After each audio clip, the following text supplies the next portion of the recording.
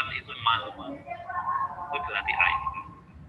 Sing sapa wonge nutup Islam.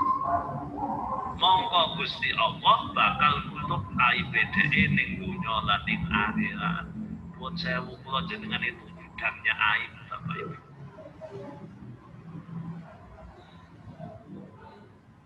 Secara fisik kita punya aib. Entah apa itu. Nek konangan jenengan isin. Kita punya. Maka kita punya ikhtiar nutup aib dengan pakaian. Maka ada yang disebut aurat. Aurat itu makna dasarnya aib. Mulane wong sing nutup dengan pakaiannya itu bagian dari nutup aib fisik. Jadi tutup. Dulu Nabi Isa Nabi Musa itu pernah dituduh punya aib. Makanya ada cerita lucu ya zaman Nabi Musa. Nabi Musa dianggap punya aib fisik. Punya aib fisik. Bukan Indonesia cilik-cilik apa piye pokoknya punya aib fisik. Ana sing muni bilang, ning ngene pupune ana bilane. Sehingga Nabi Musa tidak mau mandi bersama di kali. Dulu kan tradisi ini kan umum do mandi di kali bersama. Nabi Musa atau gelem bareng. Mesti ijen dhewean. Lalu muncul informasi. Wah, Musa ketoke pangunan pokoknya aib lah. Lah cuma iki Gusti Allah sing ndadekne kula panjenengan agak tercengang. Ketika Nabi Musa mandi, jadi mandi kan bajunya dicopot. Lah pas mandi, baju sing dicopot kan kok kene watu ne mlayu. Lah mergo watune mlayu tanpa sadar Nabi Musa ngoyak watune. Lah turun kampung kan itu gitu. Lah ketika ketok itu, Musa sebenarnya ora ono ayube. Tapi kan kula panjenengan tidak usah dibuka bahwa kita tidak punya aib dengan cara begitu. Nah cerita itu memang agak muskil, agak aneh. Ini cerita ning kitab Sahih Bukhari. Jadi cerita itu ada di kitab hadis Sahih Bukhari. Nah, jadi Bapak Ibu, memang apa ya, kita ini harus hati-hati. Kembali ke hadis tadi gitu. Sing sapa wonge nutupi aibe wong, dheweke bakal ditutup. Kula jenengan gudang aib. Satu aib fisik. Tutupi dengan pakaian kita. Pakaian memang tujuannya adalah untuk aib kita. Yang kedua aib perbuatan. Kula jenengan gudang aib perbuatan. Kalau perbuatan kita jangankan yang sekarang 10-15 tahun yang lalu terungkap. Jangan-jangan kita mati kutu tidak punya teman. Semua orang membenci kita. Pertanyaan ini sopo sing nutupi aib jenengan? Allah sing nutupi aib. Lah kok kula panjenengan buka aib wong berarti ngundang Gusti Allah buka aib jenengan. Jadi Allah tidak nutup aib kita. Tapi kemudian kita buka aib orang lain dengan nyaman, dengan nyantai, seakan-akan kita jadi pahlawan. Membuka aib orang lain, ingat, itu sama dengan mengundang Allah untuk membuka aib Anda. Emang Allah tidak bisa? Sangat bisa. Kita itu mulia bukan karena kita hebat, tapi aib kita yang ditutup. Dan pun aib-aib aja ditutup. Sehingga syariat Islam mengajarkan kepada kita hati-hati nih. Ojo nanti omong bicara tentang aib simpulan. Lupa nih ada wong salah kan kudu dibenerke, betul dibenerke tidak sama dengan membuka aib. Nek jenengan pengen benerke, catat uangnya. Lupa, pun saya wujud dengan kok gini, silahkan. Ikut jenenge benerke. Tapi kalau membuka aib kan tujuan sejak awalnya saja memang ingin menghancurkan kredibilitas, ingin menghancurkan nama baik. Pun nek ngoten iku yang terjadi, tunggu saja, dia akan dibalaskan oleh Allah seandainya yang dibuka aibnya tidak balas. Makanya hati-hati ini omong Bapak Ibu. Saat ini sudah bisa diwakili oleh HP. Yang betul hati-hati, kalau jangan buka aib wong ning HP, sopir dibuka 10 Wis tuwek meh mati dibuka aib kadung kula. Habis riwayat kita. Karena kita tidak hati-hati ketika ngomong. Maka lisan monggolah kita jaga. Ucapan-ucapan kita ya kita jaga sedemikian rupa. Ojo gampang ngomong sesuatu yang kita sendiri tidak mengetahui. Mboten ngerti kok dilakoni diucapke. Terus kemudian Bapak Ibu, ayat ini juga mengingatkan kepada kita ojo cok ngomong sing ora dilakoni. Jadi biar zaman sahabat iku ana wong sing sok nyes bahasa niku saiki. Islam itu datang kepada Nabi mungkin pengen boleh rai tapi betul nanti. Nanti kan ya Rasulullah, lau na'lamu ahabbal a'mali ila Allah lasari. Jadi ada seseorang yang datang kepada Rasulullah, kemudian dia mengatakan, ya Rasul, nek kami ini mengetahui amal yang paling bagus, maka kami akan bersegera melakukan. Yang sok-sokan ini wong lapor karo Kanjeng Nabi ngoten niku. Fanazalat hal adullukum ala tijaratin tujikum min adatin alim. Famaka zamanan yaqulun law na'lamu ma hiya lasta'ina bil amwali wal anfus wal ahdin. Padahal Allah Ta'ala alaiha biqalihi tu'minuna billahi wa rasulih wa tujahiduna fi sabilillahi bi amwalikum wa anfusikum al-ayah fabtalu yawman ahad yawma uhud fafiru fanazalat ta'ayyulun bitalqil wafa. Jadi ngeten. Di wong kakean omong lani kula jenengan kula usah kakean omong. Ketika orang tersebut menyampaikan, Mas, sampeyan kan ngomong nek ono sing kula saged kula cepet-cepet petan lakoni. Lalu turun ayat nomor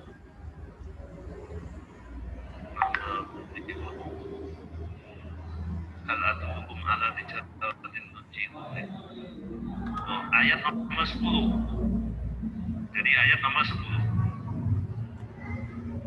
Wahai orang yang beriman, maukah kamu aku tunjukkan suatu perdagangan yang dapat menyelamatkan kamu dari azab yang pedih. Pun berarti kandak di ngoten.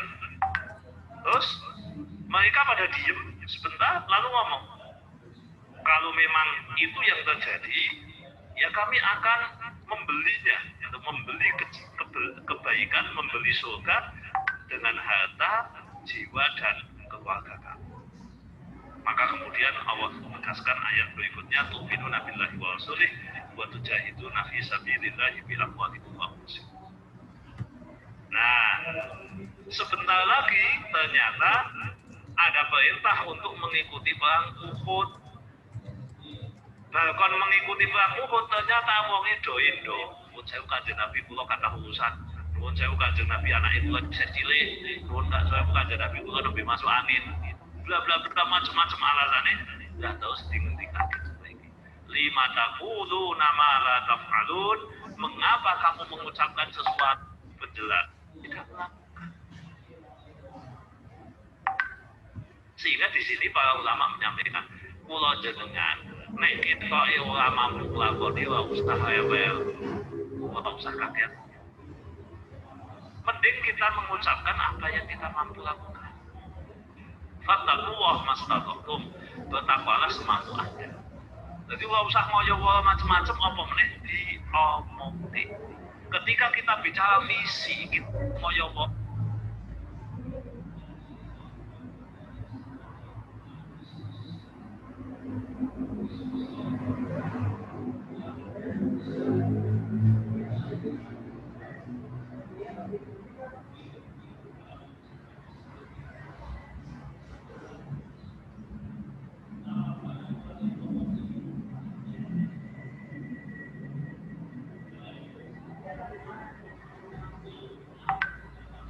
kan apa yang kita mampu itu lebih gentle. Ini kan kritikan juga bagi orang yang senengane nganggo visi misi sing hebat. Visi misi yang bagus. Orang ahli promosi kadang ngoten itu. Kita ini akan begini, begitu, begini, begitu. Oke, itu dalam urusan manajemen mungkin bagus. Tidak seperti itu. Nyataannya tidak begitu. Padahal dia bicara tentang aku akan melakukan, aku akan laksanakan, aku akan menyebut. Kalau dengan mulane ya diajari para ulama ya sesuai kemampuan kita. Nek kalau panjenengan kabotan ngomong apa melakukan tahajud, ya usah bolak-balik aku kepek tahajud. Tapi buat saat ini kesempatan malah nek aku melek, aku tahajud, melek ternyata tipis terus tuh meneh. Ya wis esuk usah ngomong urusan kuwi meneh. Donga wae ben kula panjenengan dimampukan tahajud, ora usah kakean ngomong. Ini disebut ini. Ya Rasul, kalau kami tahu ada amal yang baik, saya lakukan. Tekan gone kaya kerupuk keibahan lempuk. Ampun. Tidak usah memperlihatkan semangat sebelum jalan. Oh kakek tunggalin nek. Mau aku tenang. Maka Bapak Ibu dulu itu ada teman saya. Jadi dia itu cerita ke saya. Pengen hafal bagus. Ya bagus saya semangati. Tapi menurut saya waktu semangat yang awal, akeh tunggalin belum. Jadi waktu itu dia cerita. Jadi saya itu punya istri. Sekarang saya tinggal di Batam, saya kerja di puskesmas, istri saya juga di puskesmas. Sampai saat ini saya belum punya keturunan. Saya ingin mendapatkan ya nilai diri lah. Lalu cerita ke saya telepon, ngeten mawon, semangat jenengan. Tapi saya khawatir semangat itu hanya di awal ngomong tok maksudnya. Terus dengan uji saja. Karena dia mau setahun ke saya. Oke, nanti live tidak apa-apa lah. Tapi saya tidak mau begitu. Dengan uji konsistensi itu. Tapi menggoda dengan informasikan ke saya 100 hari dengan untuk milih waktu 1 jam. Sitilnya 1 jam. 1 jam. Bendino kudu jenengan ngapal kisah-kisah. Oh itu saya bohong ayat penting, sing penting dengan pilih jam. Jam berapa? Jam 9 sampai jam 10 tiap hari 1 stilo. Nek ora iso ora usah terus ngomong tok sampeyan. Daripada ngomong tok kok dadi ning mbui loyo apik kan mending enggak usah. Kenapa? Karena semangat di awal itu banyak. Iya wae, pas awal begitu menghadapi tantangan melepuh. Nah ini jangan terjadi pada kita. Makanya kita itu ya punya cita-cita tinggi, iya. Punya harapan besar, iya. Tapi ora usah kakean diomongno. Lakukan saja, nek wis dilakoke, gek diomongne. Jadi bedane ulama biyen kalau saat ini itu nek ulama biyen wis dilakoni ora kakean teori, nek saya no. Bedane kan ngoten. Nah makanya ini diingatkan libu nama la tafal. Nek jenengan orang lakoni yo wis ora usah. Wong sing ora didosa. Wong betul dosa. Kita pengen tahajud iya. Kita pengen duha iya. Kita pengen puasa Senin Kamis, tapi nek ora mampu yo wis. Cari ibadah yang lain sesuai dengan kemampuan kita. Lu ora usah diomong-omongno bae. Jadi kita kan diajari untuk realistis ngoten maksudnya. Wong menungso niku punya ibadahnya masing-masing. Surga itu punya 1001 jalan. Kemuliaan mempunyai 1000 jalan lebih. Jadi kita bisa mulia dengan cara kita masing-masing. Sing penting setu niatnya benar. Mboten niat ngapusi, mboten niat ngakali, mboten niat macam-macam. Wis sing penting bismillah, niat benar, kula panjenengan sesuai kemampuan kita. Kula ngeten lah, kula nyontoh kula jenengan isane ngaji ngeten iki ya wis ngaji. Ora mudeng Pak ora apa-apa. Wis isane ngaji teko makan. Ngaji. Sapa wae. Tapi kan mboten ngomong. Kula bola-bali yo ketemu. Kula ya sene pengen Pak. Apa ini awet taun lo tenang taun. Ora usah ngomong ke. Litu nama la tafalun. Soale kula cok ketemu wong ngoten niku pengen. Kula pengen Pak. Ya pengen dari mangkat. Pengen teko makan. Nek ora pengen ora masalah. Artinya begini. Jadi kita latihan Joko Lisan itu maksudnya. Karena ini dididik oleh Allah. Dari dulu sahabat sok ya seperti itu ngomong di hadapan Nabi seakan-akan begini, tapi kenyataan itu belum. Ya, penting biasa lah. Kita itu dinilai dari perbuatan kita, bukan dari omongan kita. Latihan belum lanjut dengan latihan apa adanya itu malah lebih enak. Kita mulia karena Allah menutup aib kita itu aja, bukan karena perbuatan kita yang hebat. Ya, perbuatan kita itu kan mungkin biasa-biasa saja, tapi karena didasari ikhlas, didasari ingin menjadi yang baik di sisi Allah, itulah yang dimuliakan oleh Allah. Jadi ini memang sahabat-sahabat Nabi ini yang sing wonten niku langsung disekat dengan ayat ini. Ada lagi ini cerita dari Muhammad bin Ka'ab. Lama akhbar Allah Ta'ala Nabiyyahu alaihi wasallam bisawabi syuhada'i badrin qalati sahabah Allahumma syhad la in laqaina qitalan lanafdhanna fihi wasa'na. Nah, jadi ada lagi yang gini. Begitu selesai perang Badar, Nabi cerita, wah pahala besar orang yang mati syahid, pahala besar yang seperti ini. Kemudian ono sing tuwanen donga. Jadi donga kepada Allah, tapi donga nopo donga dadak ning ngarepe Kanjeng Nabi. Jadi ketika melihat itu, Allahumma syhad, ya langsung, ya Allah saksikan. Seandainya suatu saat kami menghadapi seperti perang Badar, kami akan maju, kami hindari, kami buang semua kesibukan saya. Tekan gone, rahasia. Alasannya ini dan itu. Padahal dia sudah mengatakan, Allahumma syhad, ya Allah saksikan, saya punya semangat. Ora usah koyo. Jadi semangate koyo iyo nganti wani sumpah tekan gone ora dilakoni. Itu ada sejak zaman sahabat. Nek zaman sahabat sing dingendikake Kanjeng Nabi akeh wong mulya wae kaya ngono, apa meneh saiki. Makanya yang paling berat itu bagi kita adalah mengistiqomahkan sesuatu sedikit, tetapi kita istiqomahkan. Soal usah muluk-muluk cukup di hati. Kita punya himmah, kita punya cita-cita yang tinggi, punya keinginan seperti ini, punya keinginan seperti ini. Tapi kalau tidak realistis ya, tidak usah dilakukan. Kalau bisa dilakukan, lakukan aja. Coba bahasane wong saniki just do it. Udah lakukan aja. Nggak usah kakean omongan, nggak usah kakean rancangan dan seterusnya. Berikutnya, kabura maqtan indallahi an taqulu ma la taf'alun. Diingatkan, kabura maqtan, Allah itu benci banget.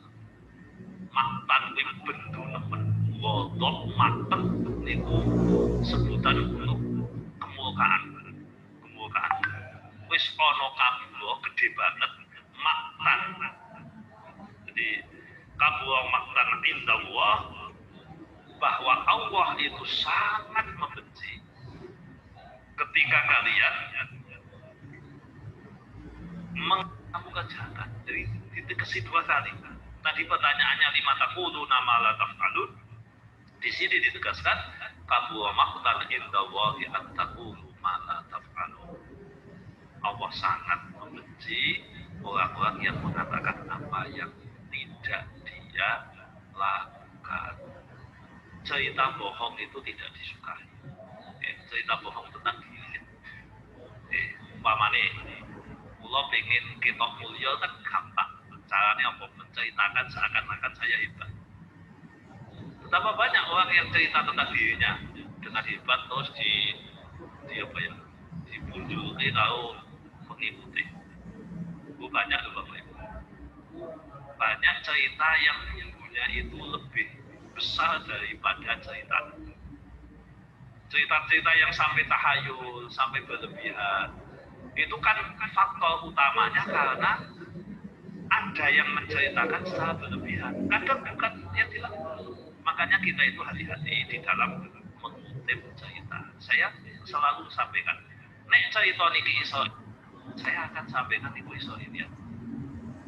Kalau cerita ini aneh, saya kalau mengutip cerita akan berupaya menyampaikan. Iki cerita aneh, jenengan kena percaya, kena boten, ora usah diimani.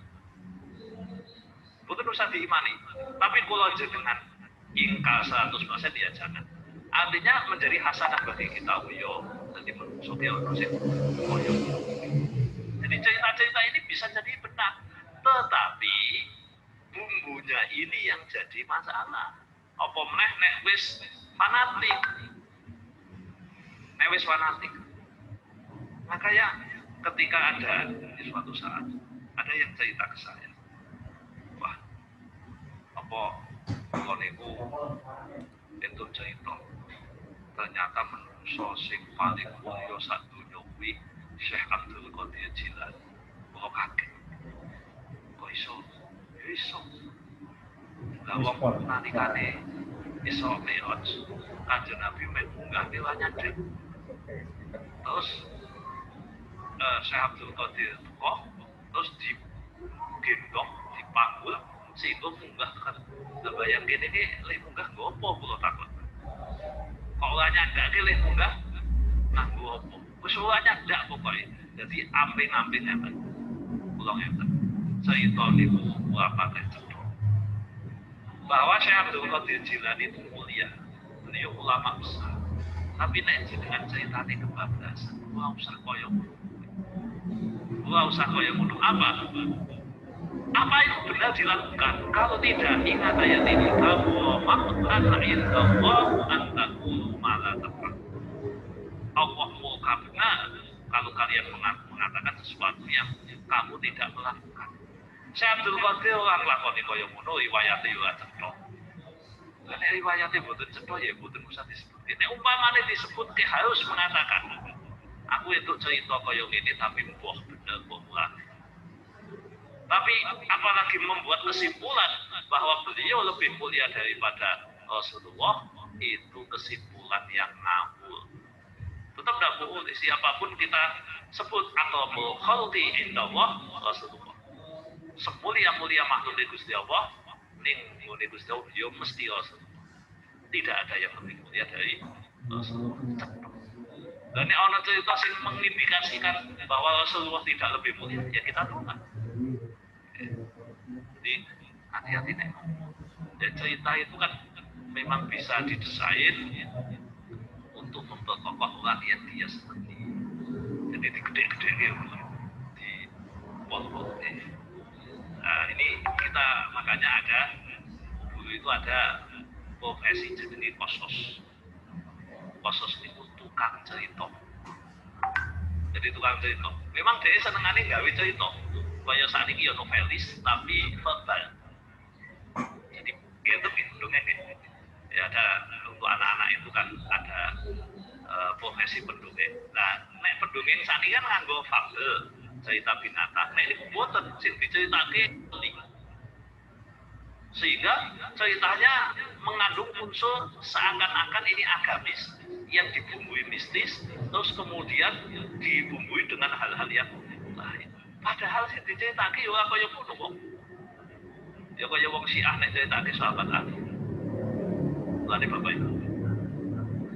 Mbok menawa jenengan khotbah, jenengan maca selawat, jadi kula jenengan itu punya kode unik bahwa kita harus jadi umpamane Allahumma sholli ala wa ala alihi wa sahbihi ajma'in. Napa kok dadak dikai ajma'in? Nah, iku bedane kula jenengan karo wong Syiah. Nek wong Syiah ora ngerti ajma'in. Dia memuliakan sahabat yang lain satu, tapi menghina sahabat yang lain. Nek kula panjenengan boten. Wa ajma'in. Wabeh sahabat. Nek ana wong kok selawate ngoten berarti dia tidak mungkin Syiah. Sebab Syiah gelem nih wa ashabi ajma'in. Kode asli. Nek wong kok ngucapi sholawat ngoten berarti boten Syiah. Mane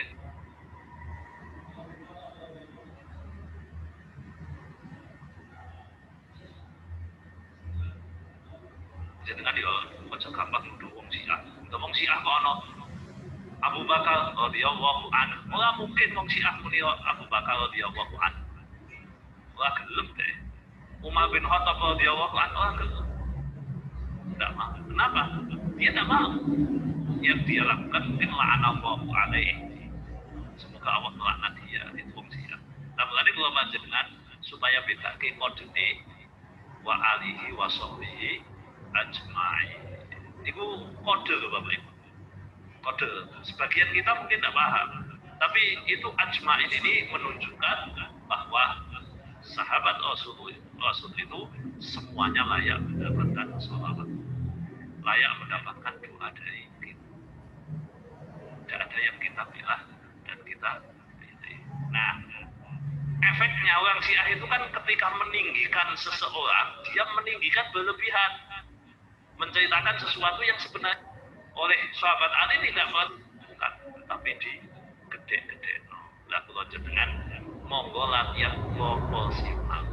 Memang cerita apapun, monggo kalau panjenengan proporsional saja, tidak usah berlebihan.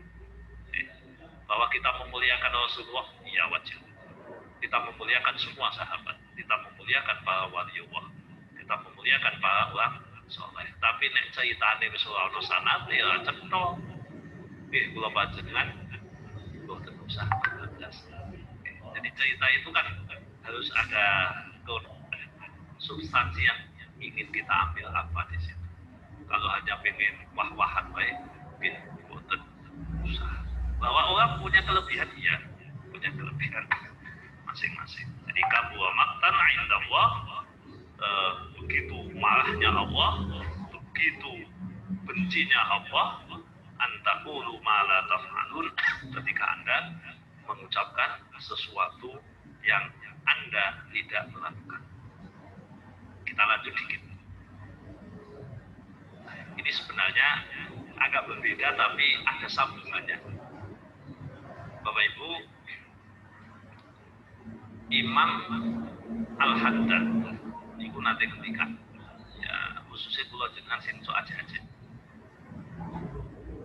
jangan biasakan kita mengajak dengan mengatakan kamu ayo sholat.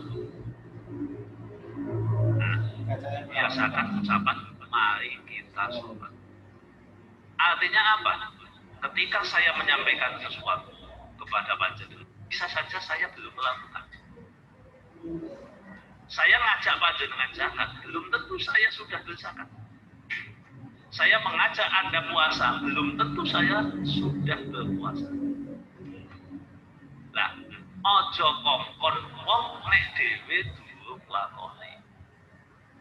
Boleh mengajak orang dan kita, mari kita ngajak awake dhewe bentuke usikum wa iyaya kita ngomong. Etika. Jadi ajaklah saya dan Anda, ajaklah kita. Bukan mengajak, ayo kamu ini, kamu ini, kamu ini.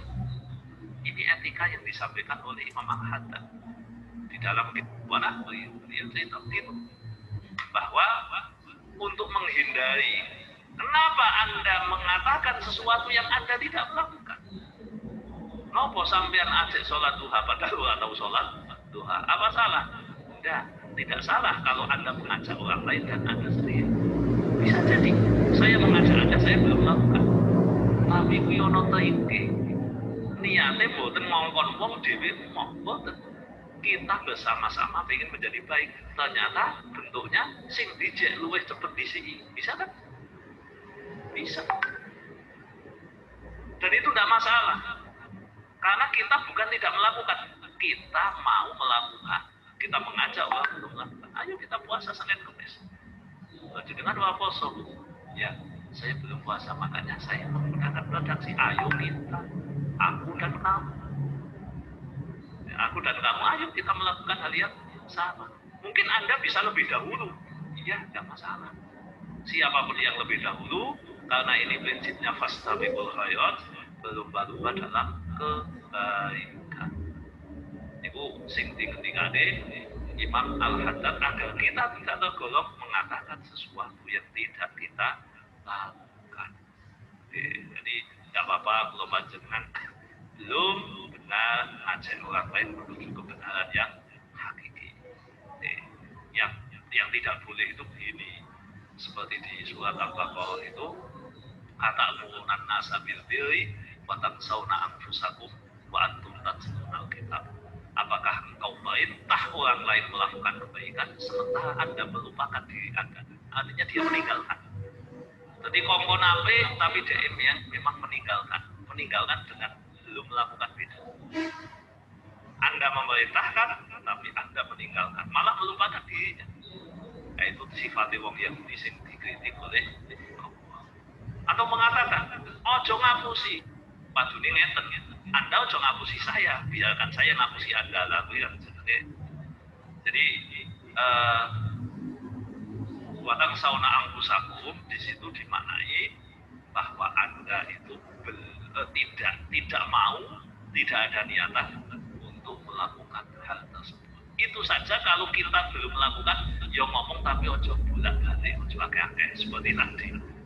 Ojo ngomong bolak-balik, ucap-acek orang tahu ngelakoni babak belas. Makanya ya paling murah seumur hidup kita melakukan satu kebaikan minimal satu kali. Jadi kalau panjenengan checklist, nanti ono kebaikan sing dilakoni minimal seumur hidup sekali. Kita coba Imam Nawawi yang kitab Al-Aqal, nanti ono wong itu informasi mengenai kebaikan, maka lakukanlah walaupun seumur hidup sekali. Nah, jenengan tahu sholat duha minimal tahu sholat duha seumur hidup sekali. Nah, jenengan tahu poso Senin Kemis minimal seumur hidup poso Senin Kemis ping pisan. Nek jenengan tahu poso Daud paling ora yo Daud ora kita telung dino. Saiki poso sesuk poso maneh. Kan wis Daud, tapi Daud minimalis. Enggak apa-apa. Paling tidak kan kita pernah melakukan. Kan kita untuk sholat malam, kita pernah sholat malam. Ketika Rasulullah perintah kepada kita untuk sedekah sil rahasia, kita pernah sedekah sil. Tinggal kita pisan-pisan. Jenengan yang tahu sedekah sil segera lakukan. Sedekah sil itu sedekah sil apa sih nanti kecoba jenengan. Bahkan penerimanya saja tidak tahu. Ayo boleh cara piye.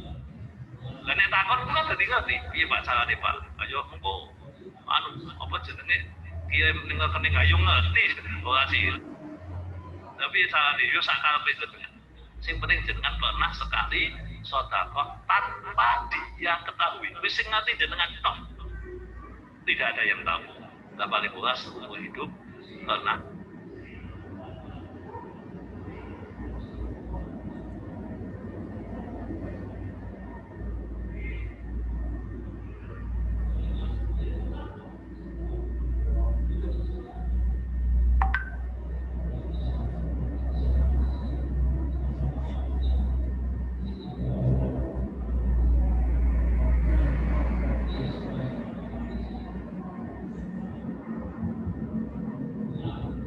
Sing ibaratnya tangan tengah ngelakoni sing dibawa. Nah iso bahasa kok amnesia sih san. Ayo tambah temen api. Udah dilali tenan. Aku kok lali mau baru sodako. Niki anjuran yang disampaikan oleh Imam Nawawi itu bagus. Apapun kebaikan yang diinfokan kepada kita sampai ke telinga kita, kok paling tidak seumur hidup sekali. Apalagi kalau kita ajak-ajak wong, ya paling murah seumur hidup kita pernah melakukan walaupun tidak tiap hari. Karena tidak ada tuntutan kecuali yang wajib-wajib bahwa kita melakukan secara terus-menerus. Oke. Makaten Bapak Ibu ingkang saged kula aturaken mugi-mugi manfaat kirang langkung nyuwun pangapunten. Monggo menawi enten pertanyaan dipersilakan. Matur nuwun. Waalaikumsalam.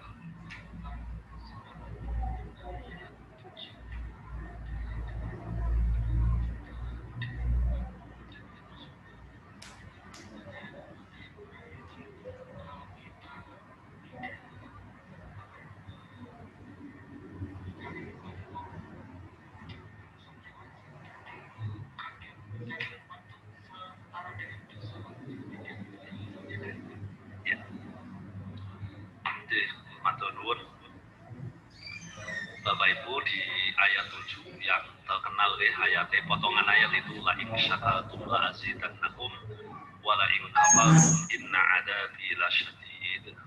Lamun jenengan syukur la in syakartum la azidannakum, pasti aku akan tambahi nikmatnya. Sing ditambah ini nikmatnya. Ya nikmat kan macam-macam.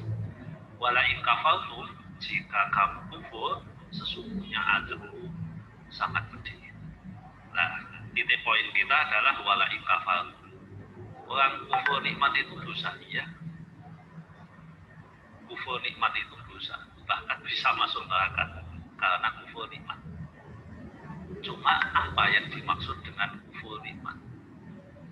Apa kira-kira umpamane dengan ngombe terus lali maca alhamdulillah disebut kufur nikmat? Ada loh yang ekstrim memang begitu. Wis ana wong ngombe bari ora muni alhamdulillah ning atine ora ana syukure, berarti kufur nikmat. Wong sampean ora syukur berarti kufur. Jadi dianggap kosong balik. Wis pokoke ora syukur berarti mesti kufur.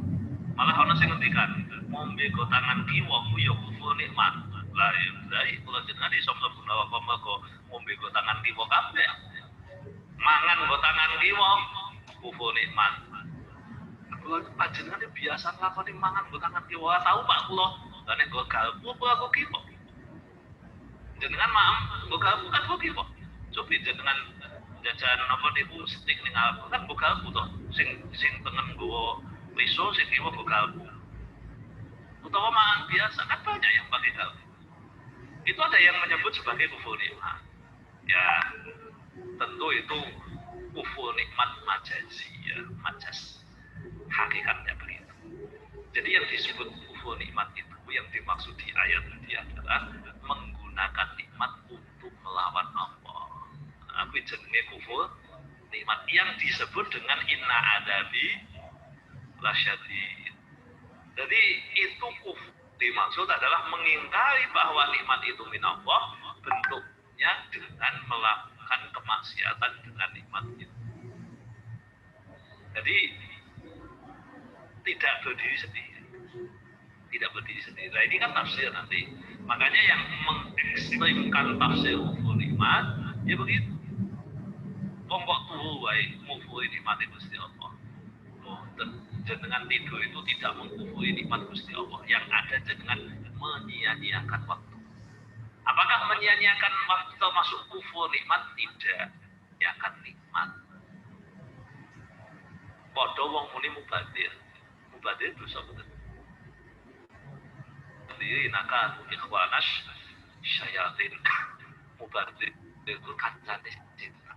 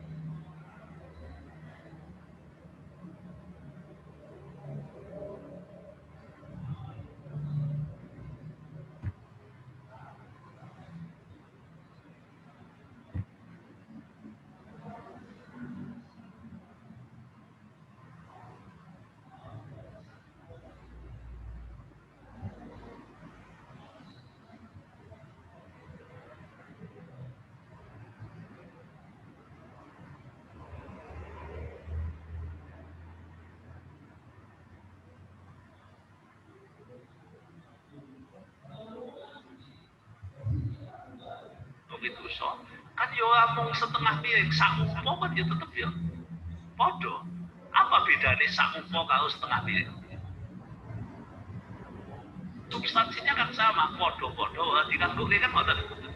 Makanya kula jenengan ojo gampang ngukumi hukum nek ora ngerti. Bahaya. Berarti dosa Pak. Lalu bolak itu lah setengah piring. Anggone sampai tuah telung upo. Nah telung upo kan sithik. Nanti sithik kan mubadir. Mubadir kan tetep dosa nek sithik ora. Sejak kapan nek tetep padha wae. Wedang ngeten iki lagi entekke mubadir dosa Pak. Kok muni dosa? Nanti untuk urusan dosa itu konsekuensinya besar. Karena untuk dosa harus status haram. Ini jenenge mekel ki apik tapi ra dosa. Dadi ngombe wae tidak iki ra dosa. Wong apik tapi boten dosa. Nek kudu entek iso mlembung. Iso mlembung. Jadi di situ penting. Makanya dalam kitab fikih kita senantiasa mengawali dengan definisi. Anggap definisi salah, kesimpulannya salah. Nah, sekali terhadap nikmat Allah itu dosa. Iya. Tapi apa yang disebut dengan kufur nikmat itu yang harus kita identifikasi item per item. Item per item. Dan kita tidak bisa ngebiah-uyah. Bisa saja kondisinya beda, hukumnya bisa jadi beda. Makanya Bapak Ibu pertanyaan latar belakang berbeda tidak bisa serta-merta Anda simpulkan untuk hal yang sama di waktu yang lain. Itu makanya dulu Syekh Ali Jum'ah, ya, mufti Mesir, beliau itu jadi mufti kalau tidak salah selama 10 tahun. 10 tahun berarti berapa hari?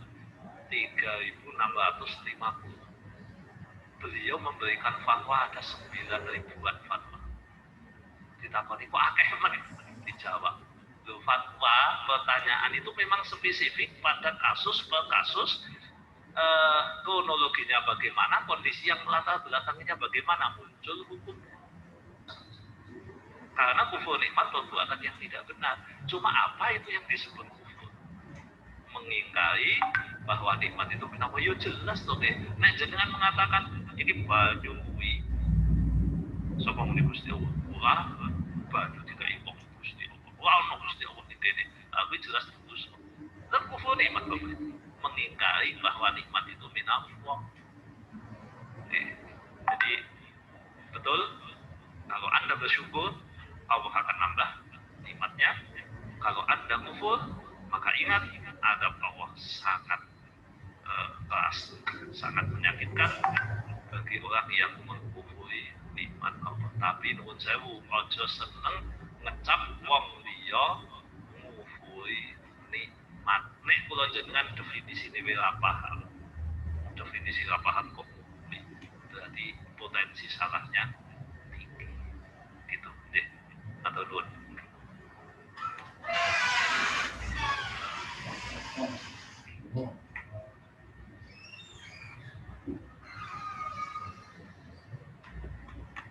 Cukup? Ya. Bapak Ibu menawi cekap. Monggo kita akhiri kanthi doa. Mugi-mugi pertemuan menika barokah. Kula baca dengan pinaringan dari pun Allah. Bejan pinaringan husnul khotimah. Amin ya rabbal alamin. Bismillahirrahmanirrahim. Allahumma sholli wa sallim wa barik ala sayyidina Muhammad wa ala ali sayyidina Muhammad. Alhamdulillahi rabbil alamin. Allahumma ighfir lana dzunubana wa dina wa haqqum kama rabbawna shira. Allahumma inna nas'aluka imanan kamilan wa yaqinan shadiqan wa ilman nafi'an wa amalan shalihan maqbulan. Allahumma inna nas'aluka ridhaka wal jannah wa na'udzu bika min sakhatika wan nar. Rabbana ij'alna muqimas shalah wa min dzurriyyatina rabbana wa taqabbal du'a.